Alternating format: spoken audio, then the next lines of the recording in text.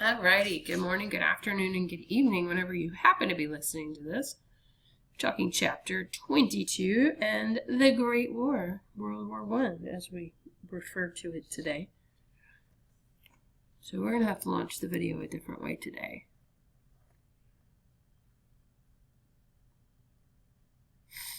No sooner did Congress declare war against Germany in early 1917 than President Wilson began preparing the nation for a total war.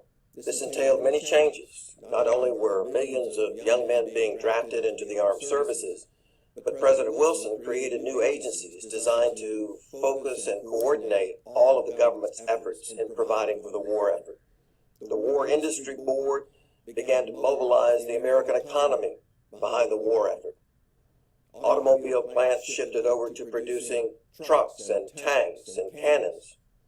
At the same time, the Food Administration, a new agency created by President Wilson and headed by Herbert Hoover, its focus was conserving food resources to ensure that the war effort had priority. Millions of women flowed into these new factories and defense plants across the country, as did millions of poor white and black Southerners who migrated into the North, the Northeast, the Midwest, and the West in search of jobs made available by the war effort.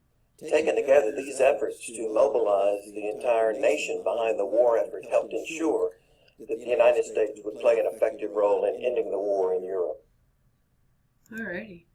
Back to where we started from. Alright, our friend, Mr. Shy. Okay, so the eruption of World War I begins in 1914 when a Serbian terrorist group assassinates the Crown Prince of Austria. So basically, Serbian nationals, they go into Austria-Hungary. They kill Archduke Franz Ferdinand, who is in line for the throne there. They assassinate him. When Austria demands that they turn over the Serbian national, Russia mobilizes the army to protect what's considered a sister nation. So Russia is basically an ally of Serbia. This triggers a series of alliances that place the Allies, Great Britain, Russia, and France, against the Central Powers, Germany, Austria-Hungary, and Italy. So it's not long before the war deteriorates into trench warfare with both sides in a bloody stalemate. So basically, Austria-Hungary is attacked by Serbia. Because of the alliances that are in place, Germany decides that it's appropriate to declare war on Russia. When Russia gets into the war, Great Britain and France, they jump in because they are allies with Russia at the time. And a lot of this has to do with the Queen Victoria. And it all goes back to Victoria and her descendants. Many countries are led by her descendants. I actually read somewhere that if Queen Victoria had lived, that it is likely World War I would not have happened because she would have not let all her relatives be fighting with each other. I don't know if that's true or not. It's just something funny I read. And I was amused by it, so I thought I'd share it with you, because hey, why not? So anyway, so when the Great War, is what they call it, erupts, 30% of all Americans were no more than 2 generations away from their mother countries, with 8 million being of German descent. Most American leaders were pro-British from the onset. It's odd, huh? Pro-British. But anyway, both the Central Powers and the Allies looked to the United States for food and war materials to finance their needs. France and Great Britain request loans from the United States. Although knowing that this violated the neutrality of the United States, Wilson approves the loans to the Allies. By the time the war ends, over $2 billion had been given to the Allies, while only $27 million had been given to Germany. So basically the way it worked was initially they had a cash and carry. They wanted to be neutral, so they have cash and carry. They allow whatever country to buy weapons, war materials, etc., as long as they can come pick them up and pay for them in cash, essentially. When Britain starts to have some issues, the longer the war goes on, they don't have any money. We're friends with Britain. Wilson goes to Congress and says, hey, we need to help our friends out, basically. So they come up with the Lend-Lease Act. And the Lend-Lease Act allows us to lend and lease weapons and materials to Great Britain. And that's kind of, that's when we officially choose a side. Although I don't think there was any point in our history where we were on Germany's side for World War I. All right, trench warfare. So these are actually American troops in the midst of a trench. They eat amidst the reek of death and threat of enemy fire in a frontline trench in France. Trench warfare led to a stalemate. So just keep that in mind. All right. So how do we get involved in the war? So this war starts in 1914. I already told you how it gets started. There's an acronym that is used. It's called MAIN: Militarism, Alliances, Imperialism, and Nationalism. So Russia starts to militarize after Serbia attacks Austria-Hungary, and they start to kind of try to fight back. You have alliances between Russia, Great Britain, and France, and then, of course, Germany, Austria-Hungary, and Italy. And then you have imperialism, all these countries trying to grow their empires, and nationalism. As these things are occurring, people start to gain more pride in their own countries. So an increase in nationalism generally occurs with the threat of war. So that's a good acronym to remember on the causes of World War I. All right, so back to how we get included and involved. So Germany is going to declare the area around the British Isles a war zone and warns that any ship entering the area could be attacked by their submarines. When a British passenger ship, the Lusitania, was sunk on its way from New York to London, 128 American lives were lost. Americans demanded war, but Wilson refused to yield. To cool American passions, Germany ordered its subs to avoid sinking passenger ships. We signed the Sussex Agreement at one point. Basically, this is stating that Germany is not going to be attacking us. It lasts for about a year. And then Germany's like, screw them. And starts sinking ships again. December of 1914, Wilson requests the Army and Navy prepare themselves for war. Although he has no intention yet of asking for a declaration, he chose to be ready if the need appeared. To finance this, he allows Congress to raise the income tax to 2%. 2%? Dream life. Roosevelt desired to be the Republican candidate in 1916. But because of his actions in the 1912 election, the progressives and all of that, the party chose Charles Hughes. The Democrats nominated Wilson again, running on the slogan, "He kept us out of war." Wilson won a second term. Oddly enough, 1960 keeping them out of war, and we declare war. Not much longer after that. Okay, so following his re-election, Wilson yet again tries to broker peace to no avail when Germany broke its pledge to only wage restricted submarine warfare. Wilson countered by arming merchant ships. So far, we have the death of 128 people on a passenger ship. We have Germany, who's agreed not to sink our ships, but then changes their mind, basically, and they start doing unrestricted submarine warfare. And then in February 1917, to top it all off, we get the Zimmermann telegram. Sometimes it's also called the Zimmermann note. Just remember World War I Zimmermann. That should help. So Zimmermann is the German foreign minister. He had instructed his ambassador in Mexico to have him tell the Mexican government that should it join with the Central Powers and attack the United States, in return Mexico would receive back all the land that had been taken away. We intervene. We stop that telegram. Mexico never receives it, so we don't really know what Mexico would or wouldn't have done. We don't know if they would have sided with Germany or if they would have said, "Screw you, Germany," and moved on with their lives. We don't know, but this is kind of the last straw for us, and that is when Wilson decides that we need to go to war. So Great War in Europe, 1914. So you can see the size of Germany and Austria-Hungary, Bulgaria, Turkey. These are all going to be your Triple Alliance powers. Italy, it starts the war on the side of Germany and Austria-Hungary, but it switches sides at some point. I've never been super clear on when or why, but they do, and by the end of the war, they are allied with Great Britain and France and the United States.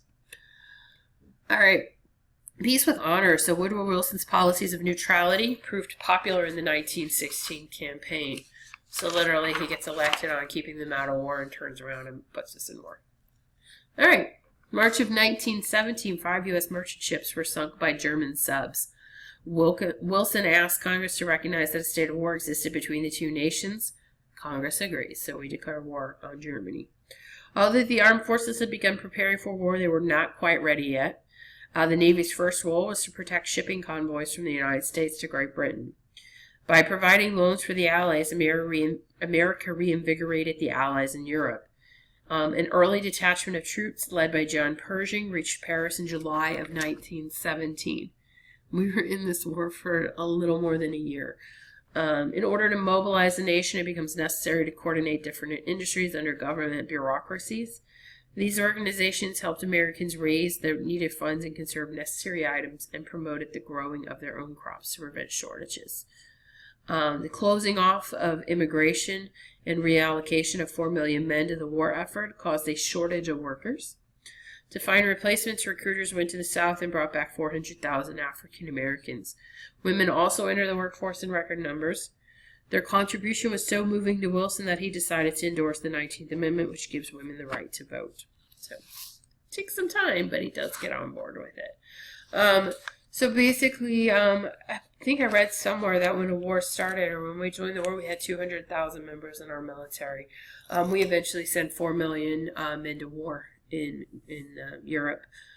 And understand, we come in July of 1917. They have been fighting this war for 3 years at this point. Their militaries are tired. They're broke. It's a stalemate. And so it's going to appear that the United States is assisting in winning this war, is going to come in and save the day. This is a munitions factory. Women on both sides played crucial roles in the war effort, from building airplanes to cooking for soldiers overseas. Here, American women used welding torches to build bombs. Yay! We need war propaganda, of course. So Wilson creates the Committee on Public Information, which is charged with conveying the Allies' war aims to the American people and to the enemy as well, in an attempt to sap their morale. This includes the making of Hollywood movies, as well as sending men charged with delivering 4-minute speeches across the nation to make their case. 4-minute speeches.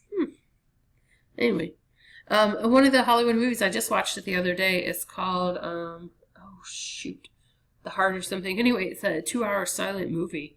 2 hours! Can you imagine just watching pictures for 2 hours with no noise? And it's literally silent. About World War I, and it was produced in 1918.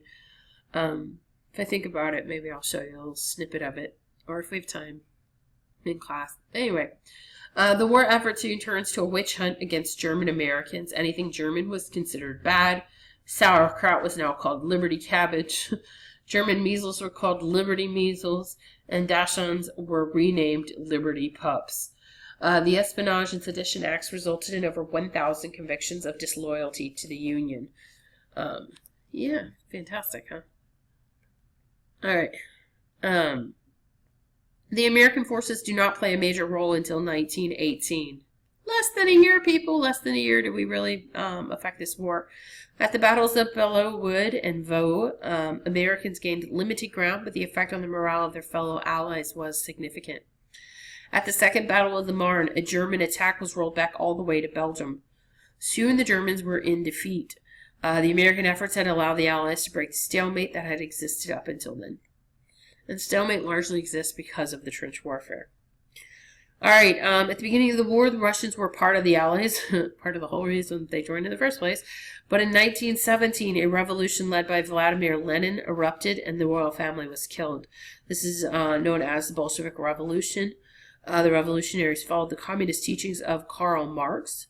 Lenin would negotiate a treaty with Germany, ending the Soviets' part in the war, and the Eastern Front fell silent. This happens in 1917, and of course the Americans joined the war in 1917. Don't misunderstand it being the Americans replacing the Russians. It just, it was a coincidence. Coinkydink. Okay, sorry, had to. Back in the day. Alright, this is a Salvation Army worker writing a letter home for a wounded soldier. So obviously one who could not see the paper. So helping out. So why was the war a stalemate? Because of the trench warfare. The Americans they come with fresh troops, they come with more money, all that kind of stuff, and that's what helps in this war. Alright, so Wilson, he has his own agenda. So he hopes to impose on the victorious Allies and the defeated Central Powers a series of agreements designed to prevent such an occurrence again. The German government desired to adopt the 14 points as part of the peace treaty, but the victors only viewed them as a foundation on which to begin negotiation. While this is occurring, the war is still being waged, although the end was in sight. Bulgaria, Turkey, Austria-Hungary, and Italy all dropped out of the war. So, who's left in the war? You got it, Germany. This is a painting called Armistice Night in New York, 1918.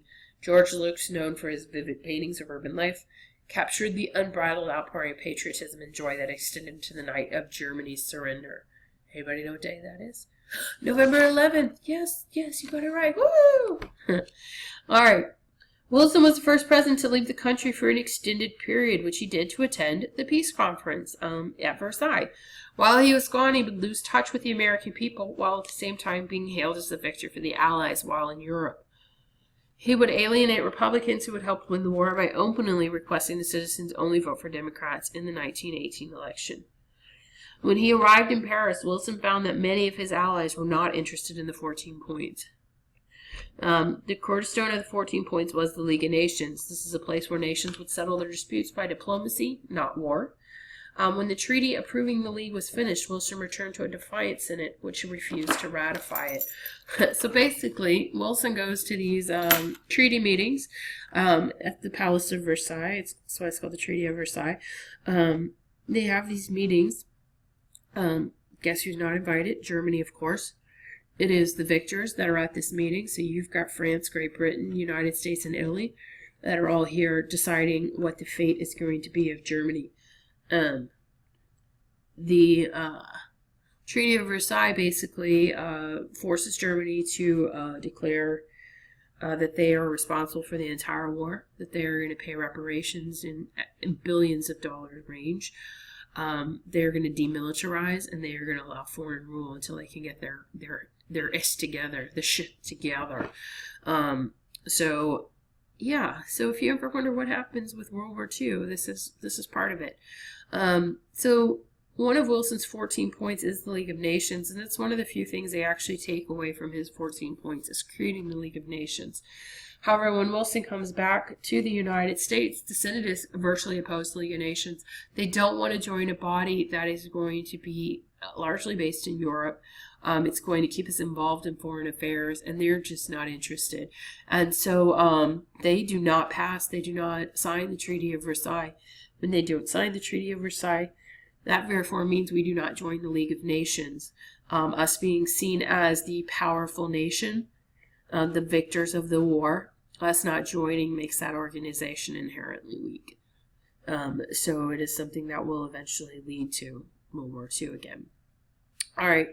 J. N. Ding Darling, summation of the League controversy. So, anyway, nice little political cartoon. Alright, so France demands Germany pay reparations for the damages the war had caused. This would also keep Germany weak and unable economically to rise again. If they had only known. Germany was divided into new nations with areas that would serve as buffer states if they were to become aggressive again. The German delegation was not allowed to partake in these talks, but rather was presented with the finalized document, what I just told you. The Senate has still not ratified the treaty. Wilson decided he would apply pressure on the senators through their constituents, and he began a whistle-stop tour of the nation to drum up support. Eventually, it would lead him to a stroke, which left him paralyzed on his left side for the rest of his life. Finally, in 1921, the treaty was ratified, but Wilson was long out of office by then. We don't sign the Treaty of Versailles. We have a treaty with Germany, claiming that the war is over. All right. So this is Europe after the Treaty of Versailles, and I'm gonna see if I can flip back real quick to the original map. Oh, yeah. That's not far enough. Here's the original map. Notice Germany, Austria-Hungary. They are the center of Europe there. Let's go to the new map. New map. Germany, Czechoslovakia, Austria, Hungary, two separate countries. The Netherlands, Belgium. So Germany has been broken up. You've got Poland over there, and all of that. So those are many new nations. There's those green countries: Yugoslavia, Czechoslovakia, Poland, Lithuania, Latvia, Estonia, Finland, Ireland. Yeah, Ireland is sort of unrelated to World War One, but those are new nations after World War One. Very different maps. All right, with the war over, society and industry had to revert to their pre-war levels of activity. But with the returning soldiers comes a new problem, the Spanish flu. Before the spring of 1918, 22 million would die globally from the virulent strain of influenza.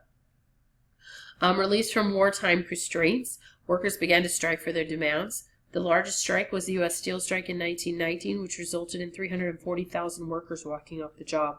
Eventually, the workers won and returned to work. These are office workers wearing gauze masks during the Spanish flu epidemic of 1918. And escorted by a police officer, and an African-American family moves its belongings from their home, likely destroyed by white rioters, and into a protected area of Chicago. All right, year 1919 marked by race riots in the United States. Whites in Longview, Texas invaded the black side of town to find a black man who was accused of allegedly dating a white woman.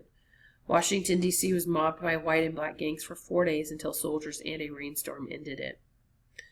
That a fear that had occurred in Russia could also occur in the United States promotes the first Red Scare. We are afraid that Bolsheviks, communists are going to overthrow the country. That's our fear.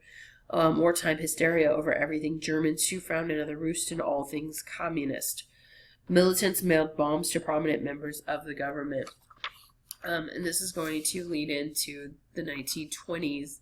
And there is a Red Scare in the 1920s. It's nothing like what happens in the 1950s after World War II. But it does cause some issues, which we will talk about next week. So I hope you have a wonderful morning, afternoon, or evening, whenever you happen to be listening to this. And I will see you or talk to you soon.